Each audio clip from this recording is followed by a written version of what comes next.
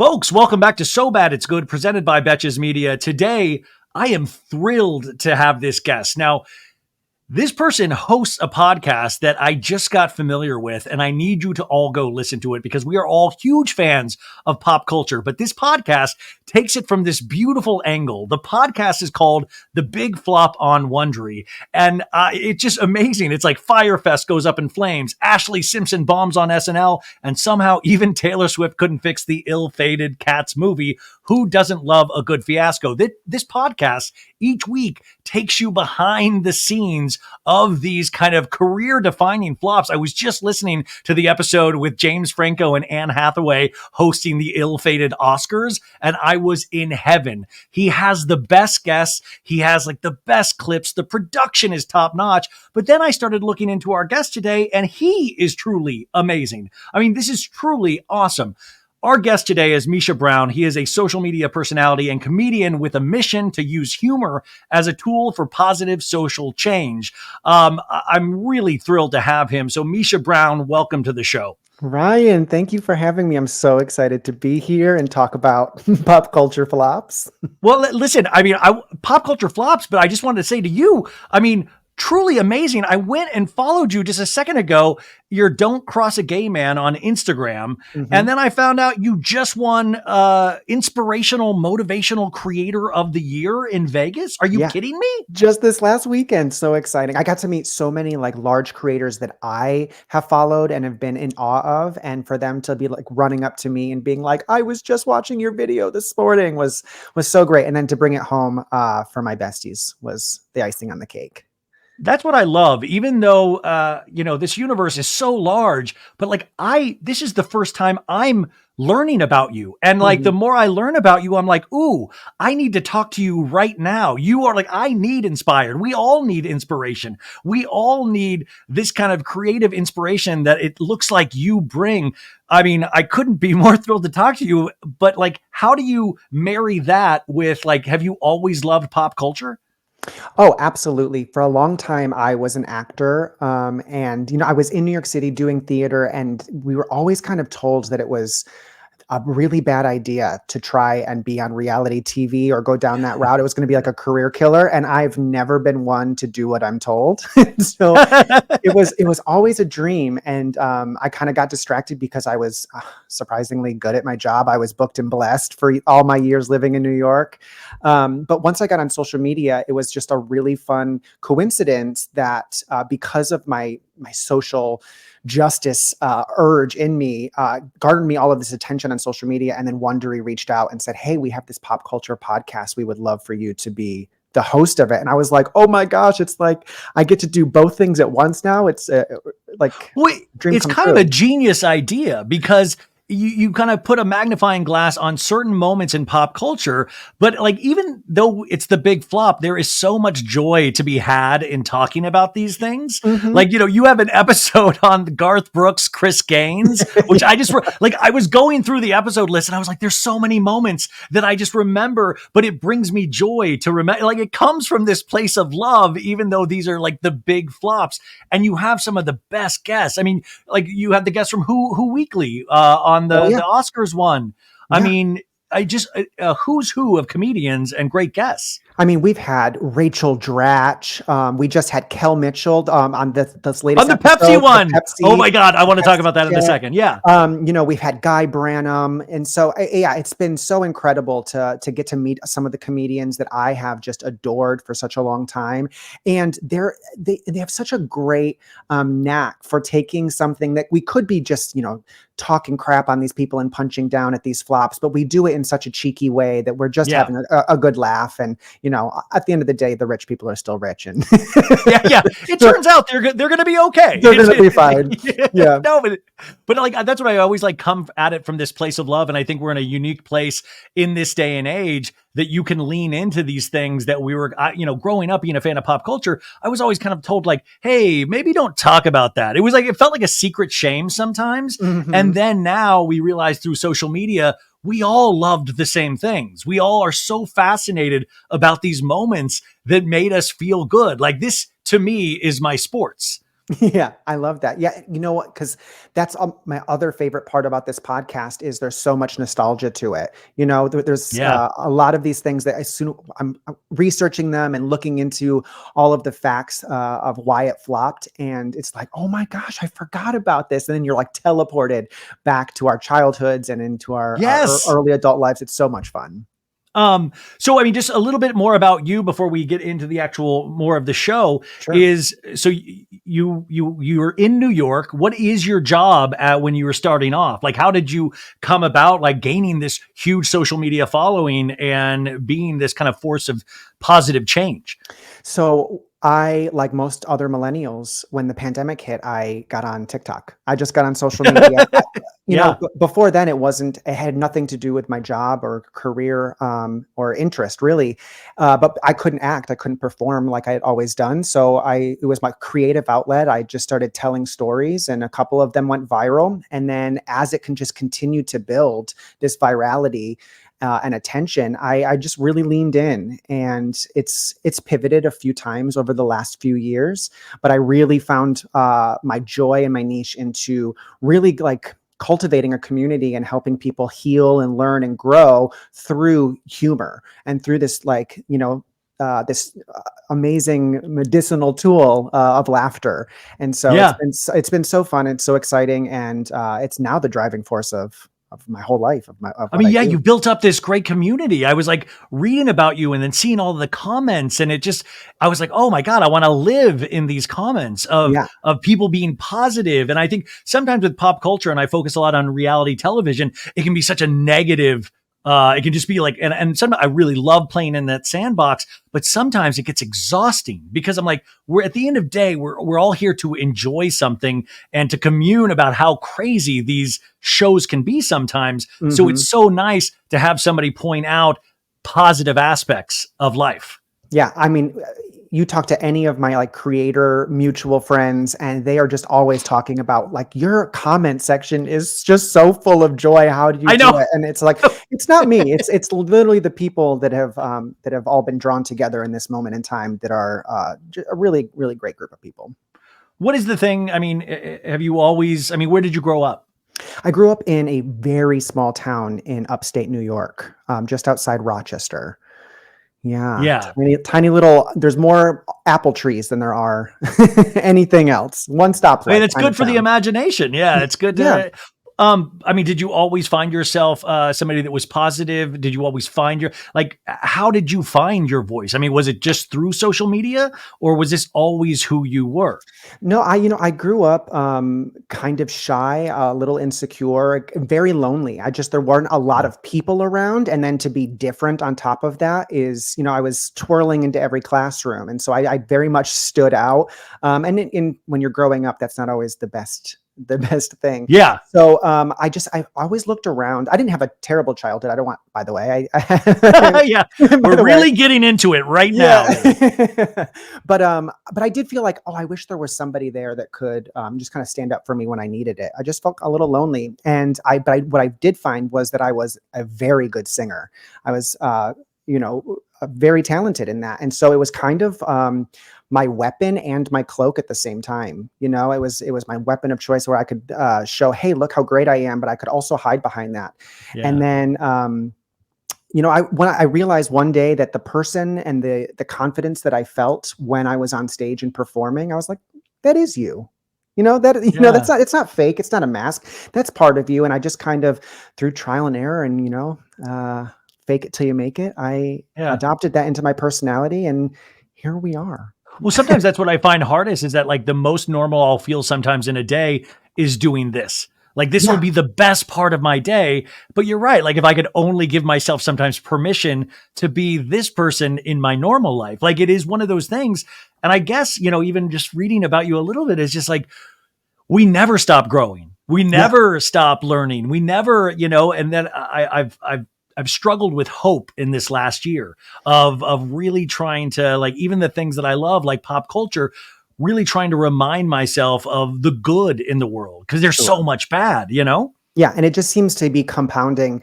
And so I always tell people I adopted this like philosophy of like dating myself because the like life will always be lifing and people can sometimes not be the most kind. But if we can What? kind of support ourselves, right? If we take ourselves on dates and speak kindly to ourselves and buy ourselves things, we treat ourselves how we wish the world would treat us, then we kind of build this foundation of trust and love and kindness so that when life does kind of throw these curveballs of doubt and self-sabotage and stuff, we don't fall down nearly as far. It's a lot easier to stand back up.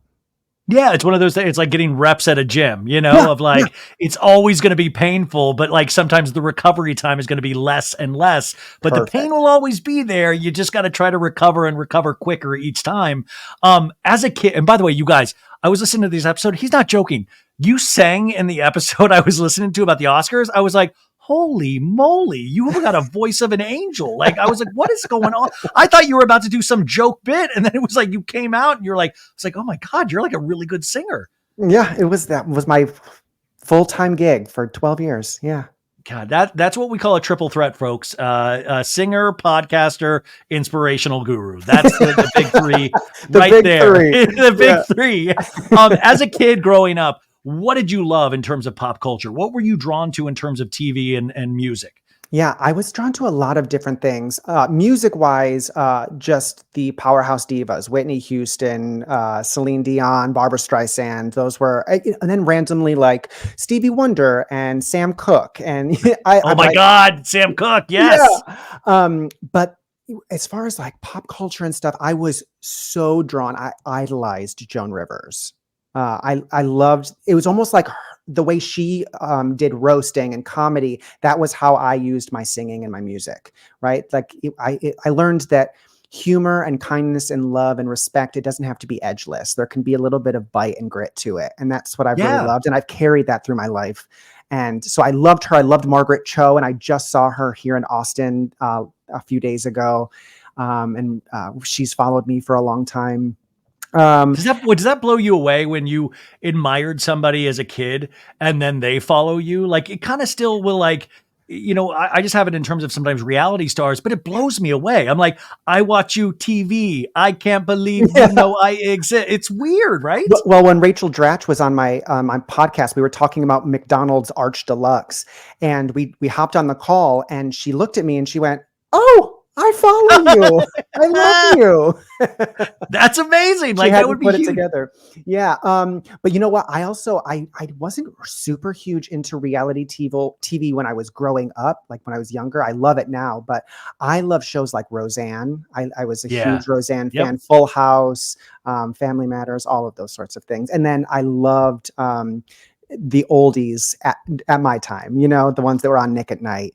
Oh yeah. Three's Company, all of those sorts of I shows. know, like I was talking about like loving staying home from school and when I lived in Kansas because I got to watch, the like Taxi and Hmm. like just shows that I had no bit like, but even like throwbacks like Dick Van Dyke, I Love Lucy, all of Oh, these love things. Lucy. And just growing up in a small town, the TV was always magic. It was a magic box that really did transport you everywhere. And it kind of gave you this language, which I thought was a secret language, but it's so exciting with like shows like yours where you realize we all share this common language. And I love that you have these forums that like, I love that there's an entire episode about Pepsi's Jet Challenge from like like, that's what I mean, I truly, you're doing the Lord's work with this because I think that to me, I was like, oh my God, why do I not know about this podcast? This is bringing me so much joy. And I kept like saving episodes. And then and folks, I just want to read you some of these episodes. I don't mean to embarrass you, but I just think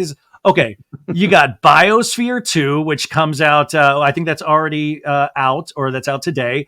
You have Elon Musk, an episode about him. You have Magic Johnson Late Night Nightmare when he hosted his own talk show, his Hmm. ill-fated talk show, which I remember. The Willy Chocolate Experience that just happened this year.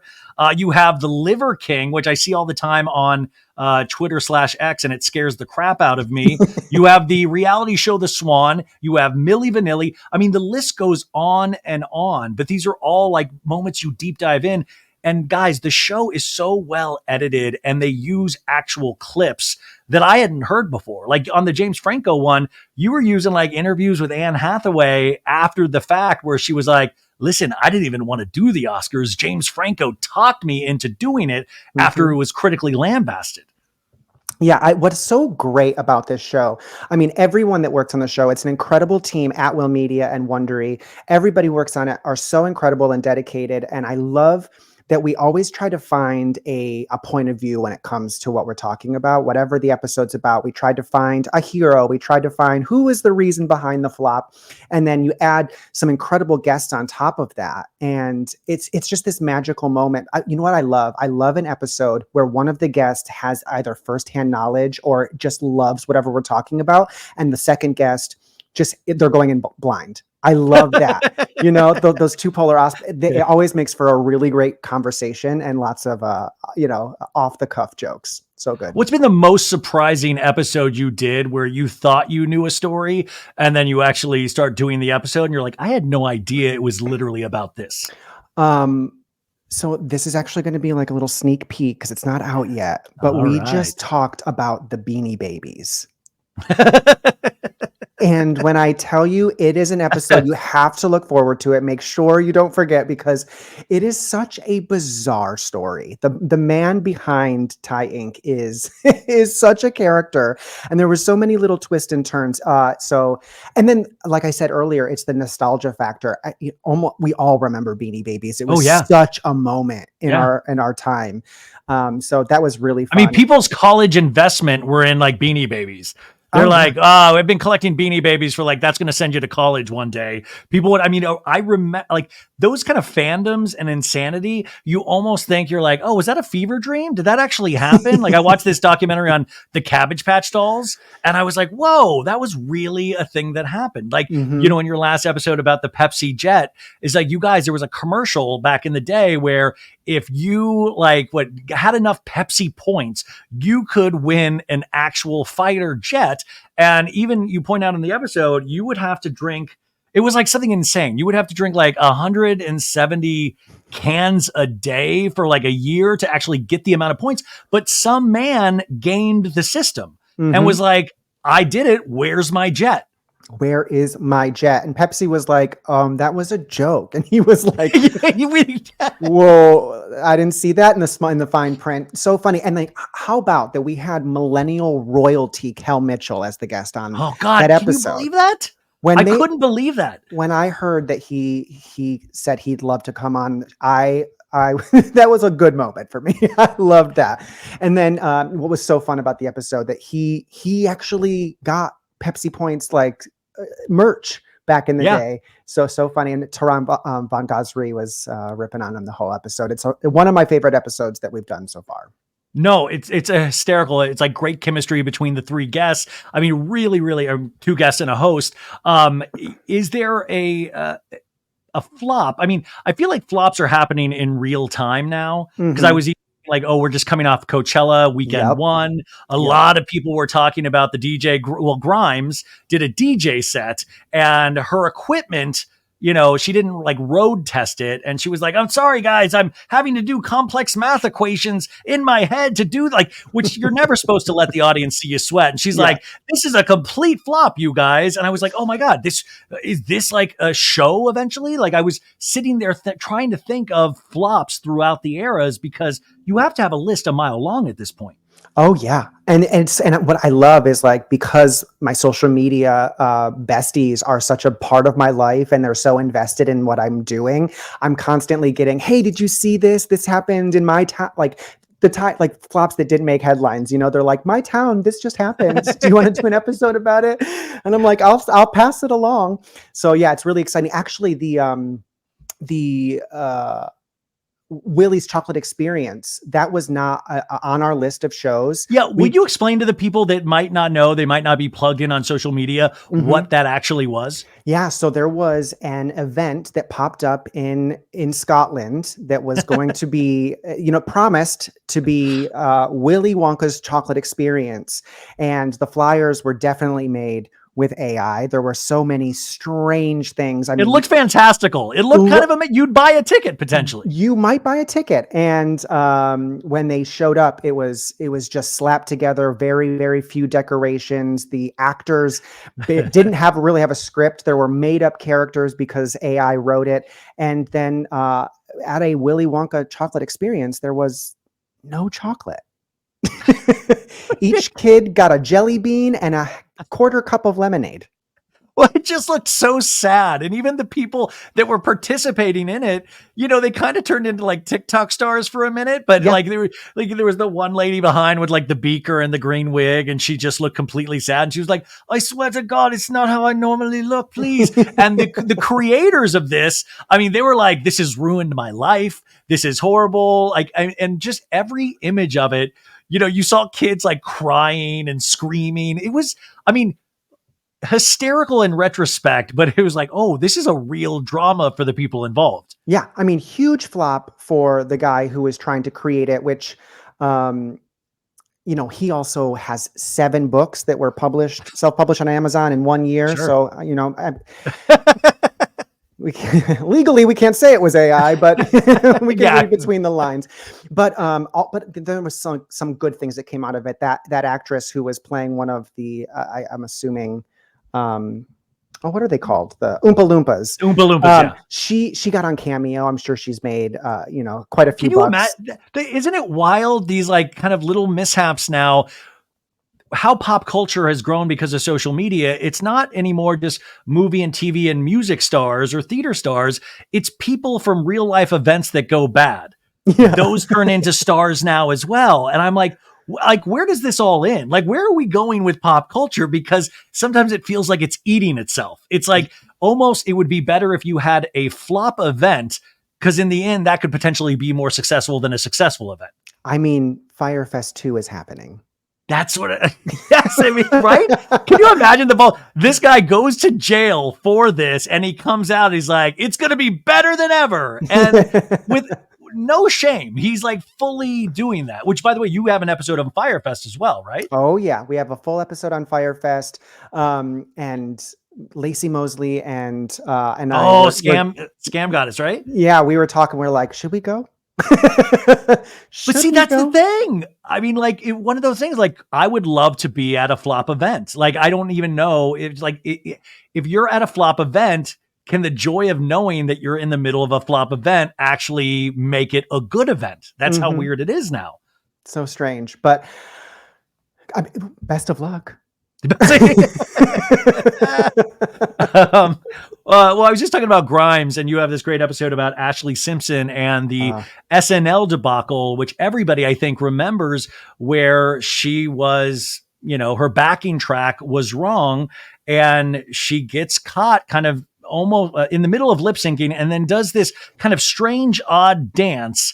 And I'll always remember that before they cut to commercial. And up to that point, Ashley Simpson was on top of the world. Like, it was a very successful MTV reality show. Her album did very well. And I believe Jude Law was the host of that SNL, if I'm not mistaken. Yep. What was your take on that moment? Did you watch that live? Did watch it live. I remember that. And I remember the whirlwind in the media and all of my friends. It was everywhere, right? The following day and the coming weeks afterwards. Nobody remembers when she was on SNL later and redeemed herself and did a good job. Not at all. But you know what I love about the podcast as well, especially all of our writers and everything, is there are a few of these episodes where the flop is in Ashley Simpson's lip sync fail, but we are not, we feel for her. It was really down to the producers and her dad who forced her into performing even though she was sick, which is why she had to use a backing track in the first place. There's evidence because her reality show was filming and there was a documentary happening on SNL, or the guy behind SNL. And so there's all these, this footage of her being like, hey, I'm sick. What should I do? And at the end of the day, she was just kind of pushed into it. And she was 20 years old. She was a kid. Yeah. So can you imagine that? Yeah. That pressure. being a musical guest and then that kind of flop, like you can't help but have empathy, and especially in retrospect, because it really did at the time turn into this whirlwind joke slash, oh my God. And then we all act like people don't lip sync on these shows, like Right. Ashley Simpson, first person to lip sync on SNL. But you Mhm. can't imagine what that does to the mind. Or then now in retrospect, when we look back at pop culture, when I read the Britney Spears autobiography, it's so interesting. All of a sudden, it seems like 20 years has passed, and you're hearing a story from a person about what they're going through. And we're never as kind in the moment. We Right. seem to be kind after the fact. But in Yeah. the moment, we always forget because sometimes these things are so outrageous. What do you attribute that to? I mean, all of us growing up with them as well, we're all a little older and have had some life experience and hits of our own. Hopefully that's what some of it is. But I also do think that as much as like we, talk about that social media and this pop culture does seem to be eating itself and at times very scary and negative place, it's also given us the opportunity to realize that I think for a long time we were told not to talk about things like you were saying. And because we all realize that we feel the same things and we've experienced the same things, it's allowing us to try to move past those as a whole, right? So we're accepting of more people for their differences. We're trying to be more kind to people. We're trying to give people the benefit of the doubt, and also just give voices to people who didn't necessarily have them in the past.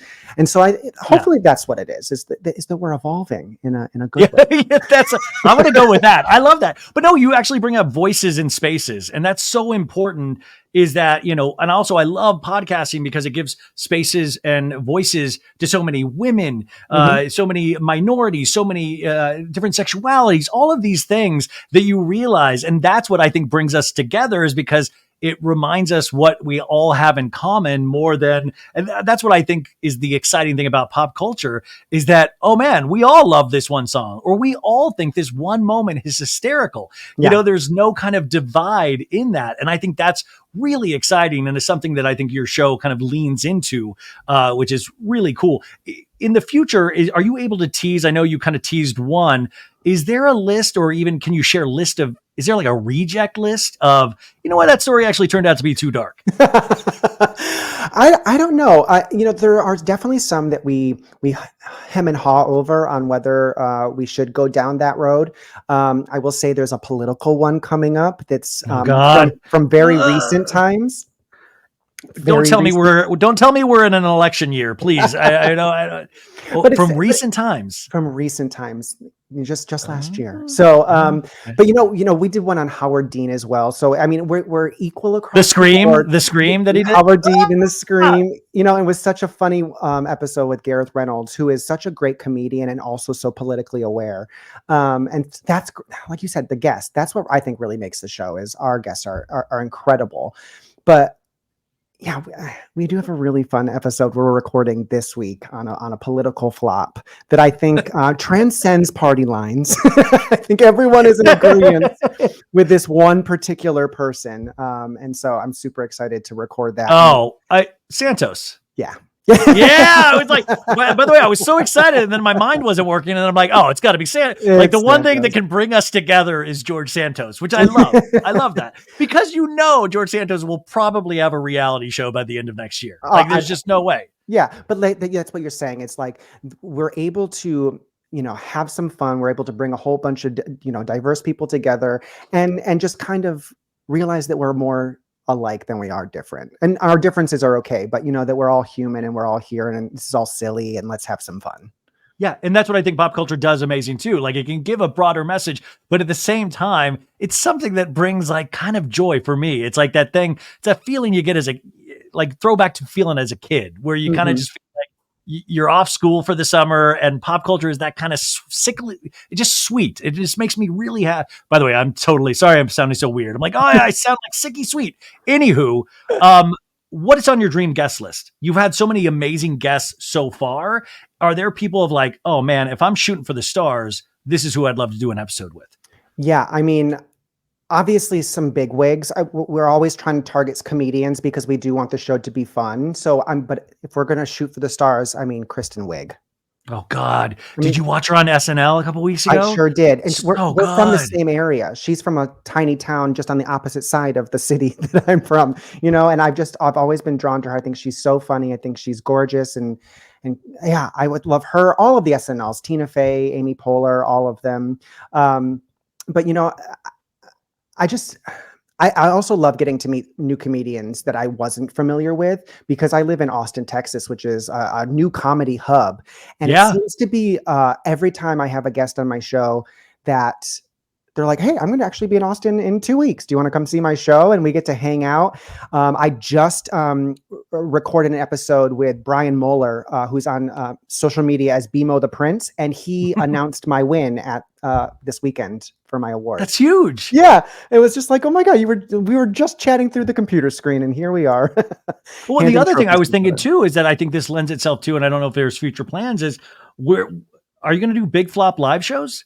Why Because not? I think this would be such a perfect, you have such a good research staff. You have all of these good clips. It seems like something that would be awesome to commune in person as well. Because there's like a party atmosphere about some of these topics where you just read the titles and you laugh. Like, I mean, I haven't thought about the Star Wars holiday special in years. I mean, you had Theranos. I'm Elizabeth Holmes. You had these amazing things that I think, God, like, yes, that's what I was like the whole time I was listening to this. I was like, yes, yes. That's why I know my audience will love this. Back to this year, as you kind of mentioned, a political landscape that can be really intense, and it's going to probably get way more intense. Mhm. What is your advice? Like, how do we chill out? How do we keep a sense of humor? How do we lean into the things that we love when sometimes the outside world gets crazier and crazier? And I feel like this year we're just getting warmed up. You know, you'd think that, me being who I am, a gay guy, white gay guy, that I would have a particular audience, but my audience is very vast. They're all different. You know, they have different political ideologies. They come from different places, different socioeconomic statuses, and I think that that is because I just lead with, let's all respect each other. We can disagree. Obviously, there's some things we shouldn't disagree on, like mortal sins. Um, Yeah. but you know, if we can all just if we can just lead with respect, if we can lead conversations from that perspective, I think that allows us to have um, uh, I don't know what the word I'm looking for. I lost it. Commonality Yeah, or commonality, and it can just be productive conversations. I think, especially me coming from an online landscape where you just see talking at each other. I think when you have respect, that's when you start talking with each other. You know. yeah. What's your favorite song from this year? What's the song that brings you the most joy? Um, Jolene. Yeah, the Beyonce. new Beyonce one. I know some people. I've seen so many comments from different points of view on this, but I think it's so funny. I think it's petty. I think it's funny. I mean, it's Beyonce, and it's Beyonce. Like, she's like really singing. I feel like she's really using her voice. The first time I heard it was at a spin class. It was Of course, the day after of it came course. out. I was at a spin class, and I was like, okay. So now it's like stuck in my head of this like moment where I was like really high energy, sweating it out. My endorphins were rushing. And so, like, yeah, right now that's my fave song. It's on like repeat on my phone. That's the highest compliment you can give to a performer is they make working out fun. Yeah, right. You know, well. Speaking of that, another great thing about your show is that you have this. You have the beauty of being able to look back on something. Mhm. And I was listening to Cowboy Carter the night it came out, and I listened to it like two more times that weekend. And I was so struck by how many think pieces there already were within the first day. How many people like even arguing about Jolene of like, well, I think it makes the song, like I was kind of like, do we ever sit with anything anymore? And I the cool thing know. about your show is that you have this wealth of like, well, this is kind of where, I mean, you have more recent episodes like the Willy Wonka experience, but you sometimes get the benefit of looking back and how we are now or how something's affected. But I was like, man, do we ever just sit with anything and see how it like changes how we feel over a little piece of time, or are we just rushing to our computers to lambast something or praise something immediately now? Right. And if you don't agree with my perspective, then go read. Go read. Yeah. Google is free. What's your favorite movie this past year? Ooh, my favorite movie. I Oh my god, I just lost it. It was and now I lost her name. Easy A. She was in Oh, Easy A. Emma Stone. Emma yeah, Stone. Emma Stone, the one she just Does now she now what? you've got me blanking, the one she just won the Oscar for. Yeah. Yeah, Poor Things. A Poor Things. I loved it. My fiance did not love it, but I thought it was so interesting, and I thought that she did a really great. I thought she did a phenomenal job in that. No, yeah, and you guys, because she has to like, act like a child of somebody just being born and learning things. So her performance is constantly changing throughout. And the other performance that I thought was I didn't expect was the Mark Ruffalo. I thought Yeah, he was Mark Ruffalo. hysterical. I Yeah. thought he was. I was not. It was so broad, and it would. I just thought it worked so well that I forgot how funny Mark Ruffalo can be. Because I Mhm. don't really associate him with like really drop dead comedy. And I thought this was so flippin' funny. Yeah, I was dying laughing, and yeah, like Emma Stone with that arc that she did, it was just so nuanced and seamless of her growing as like her brain develop her, Yeah. her little baby brain developed. That was so cool. Favorite television show? What's your guilty pleasure television wise? It doesn't have to be guilty pleasure. What's your favorite thing to watch on TV? So right now I am in a huge like Kate Chastain moment. So I'm watching all of the Below Deck series with my fiance. He had never seen it. So we're rewatching all of those, and I'm a late bloomer, and I just got into the Traders.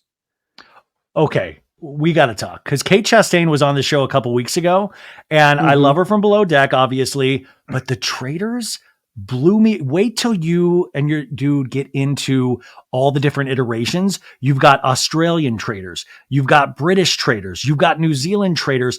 There's all of these different ones where it makes the American celebrity version of traders it pales in comparison to the other ones because the Uh-huh. gameplay and the other ones are so good.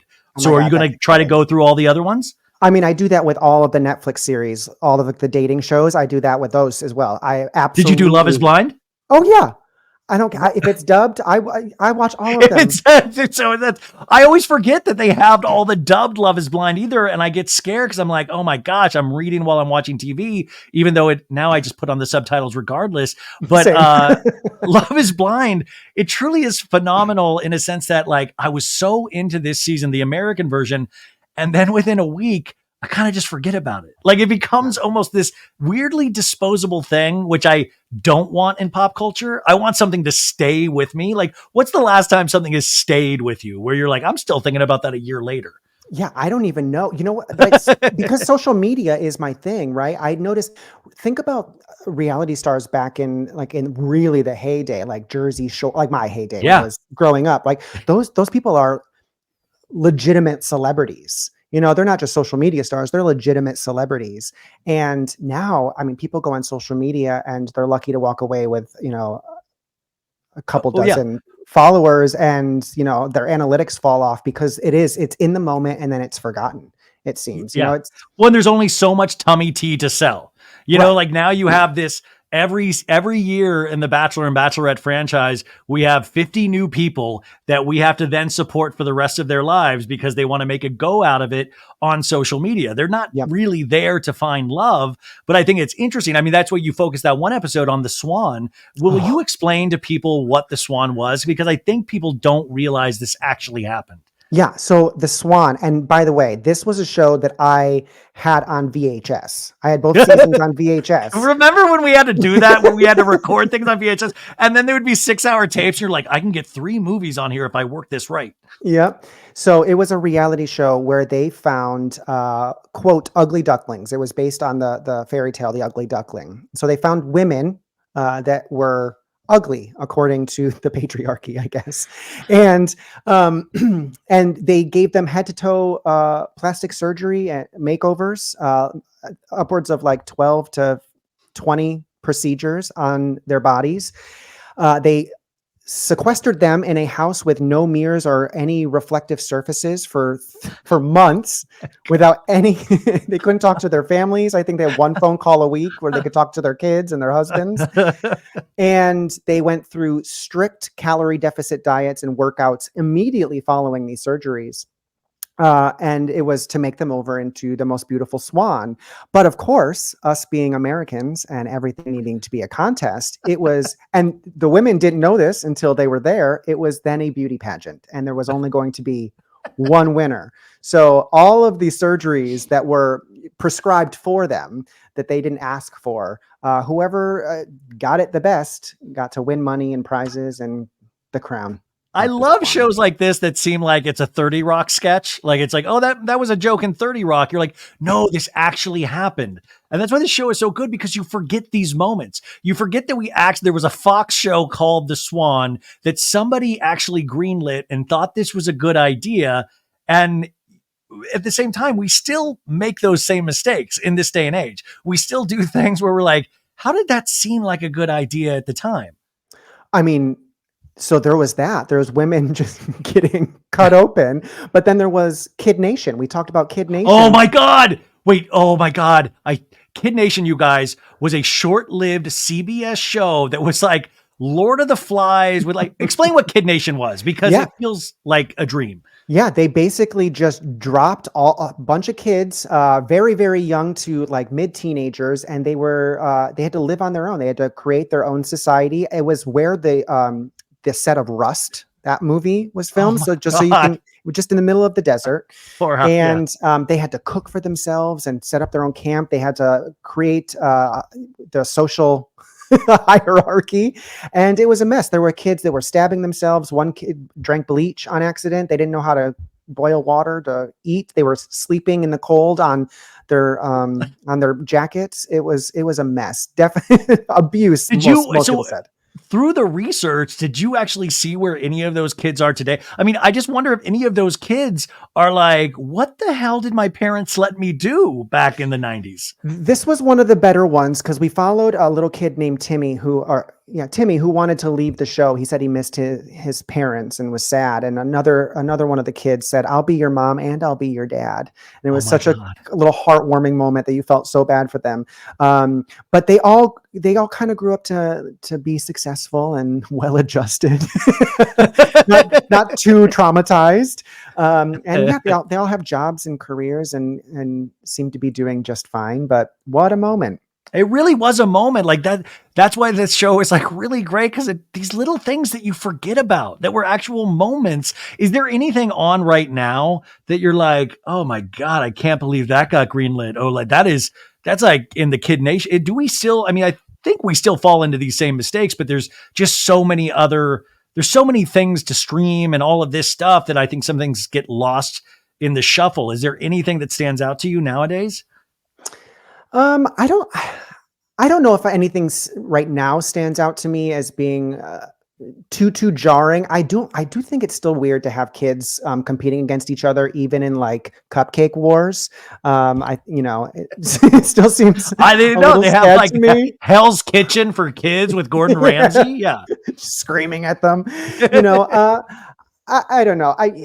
It's so I'm friends with Christy Carlson Romano, who was on the Disney Channel growing up. Yes. She Yeah. lives Yeah. here in Austin. We've befriended each other, and it's one of her missions to really talk about what it's like growing up as a kid in the world of TV and film and reality TV as well, and that it's unsafe, it's predatory, it's not worth it, and a lot of work still needs to be done. A lot of these times, animals on set have more rights than kids. And so anytime I see a kid, especially in a reality TV sort of way, where we know that a lot of things are trying to be developed for good TV, it seems a little off-putting Yeah. for me. Well, I had the directors of that Quiet on Set that just came out a couple of Yeah, weeks yeah. ago, which was really just a horrifying tale. But it's one of those things that when you're happening, you're not really thinking about it. You're not thinking about, oh, are those kids on Nickelodeon, the celebrity kids, are they okay? Because you just assume that they're okay. And it's interesting.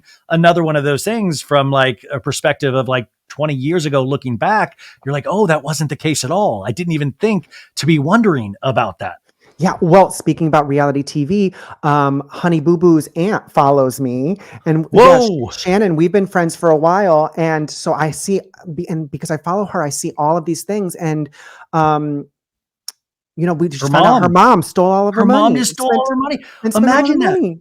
imagine becoming a character on reality television, a hugely successful character, and then you get to a certain age where you're like, Mom, I want to go to college now. And she's like, there's only 30,000 in this account. Like, that's really and they're still filming the reality show. And they're Like, still it's going. horribly depressing.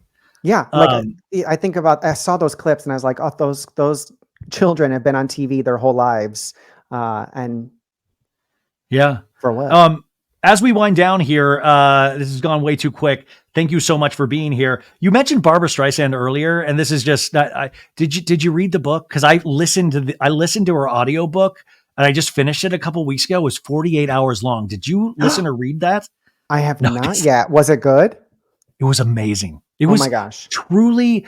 I mean, I got to tell you, like, somebody that first off has the balls to do a 48-hour autobiography, but at the same time, I would have listened to 40. I miss her. I miss her voice in my ear, and I miss how seriously she takes things. But like she demands respect, and I think she deserves it. So it was a real joy, the journey I went on with Barbara Streisand. But it was like, man, I miss her so much. But what a life! You had just mentioned Barbara Streisand earlier, just listen to music, and I was like, man, I love her.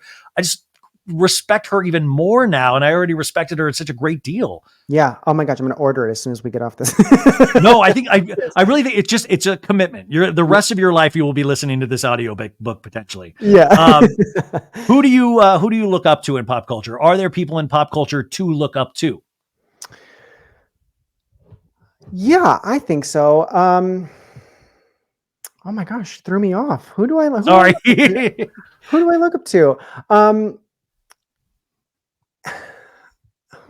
Yeah, I don't even know. I really got. Well, listen, I think a lot of people are going to say you if they were to, because I mean, like the following you've built and all of these things. So I just didn't know if there was somebody that you look to that inspires you, that you're like, man, what a career that really like inspires me when times get tough in my life.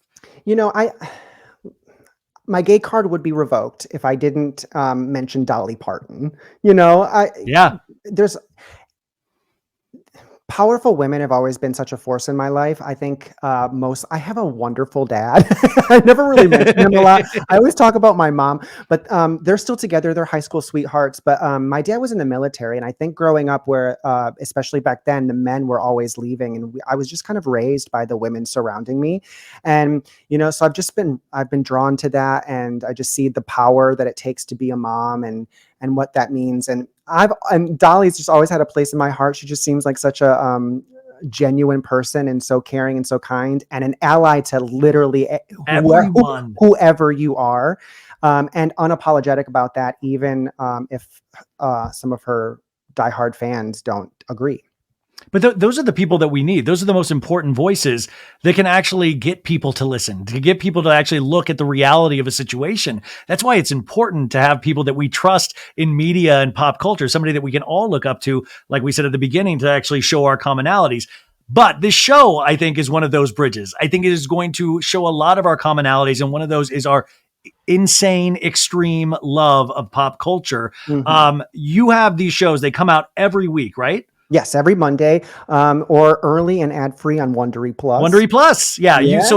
Early and ad-free on Wondery Plus. But I'm telling you guys, when you hit this, there are like 4 pages of episodes that I was like, I can't wait to get off this. Like, I know what I'm going to be listening to now that the Barbara Streisand book is finished and gone. And what we also ask people to do, since you were so nice to come on the show, go follow this podcast on Apple Podcasts, Spotify. Throw it a 5-star review. These are things that are important because we want more people to celebrate the love of pop culture, which I think this is really created in. And Misha, what's next for you besides the show? What else do you have going? I mean, are you winning more awards this week? What's happening?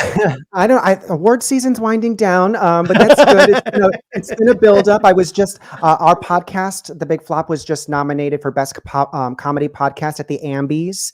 And we didn't win. Congratulations. But I presented, and it was really fun to be in the room with some amazing podcasts, and getting to meet the people I work with every day behind the computer screen. So that was a lot of fun. Did James Franco host that at all? No, it was Trixie Mattel. Oh, that's even way better. Oh my gosh. Yeah, and Trixie was amazing. So, but more Big Flop. We have a lot of recordings coming up, and we're super excited going to talk about what the future of that looks like, because we've been so lucky in the charts and things like that. So we're just our minds are blown because we just started about a year ago where Yeah. I got the You started email last asking August, it seemed like. And I just think this is amazing. But what's so great is that this is already a success, but like I'm just learning about this. So if I'm just learning about this, you guys are potentially just learning about this. And this is exciting because we can get more people to listen to this thing. So spread the gospel of the big flop and also the gospel of Misha Brown. I'm it. so happy to have met you and thank you for taking all of this time with my audience today. I really do appreciate it. And I can't wait to go through your Instagram and be inspired because I just like looked at 4 posts and I was like, I need this man in my life. This is amazing. So thank Thanks. you for being here. And I hope our paths cross again one day. Yeah, I hope so too. Thank you so much for having me. And also, I was looking at all your episodes, and I'm definitely going to go check out Vanderpump Rules. Oh, get ready. It is. I just did Sheena's podcast before I came here, Yeah. and they're knee deep in the season, and it's very intense. They've already shot the reunion, and it's just the fact that these are real people it's mind blowing. So that comes out on Friday, and so yeah. But anyways, Misha, thank you so much for being here. Appreciate it. Thank you.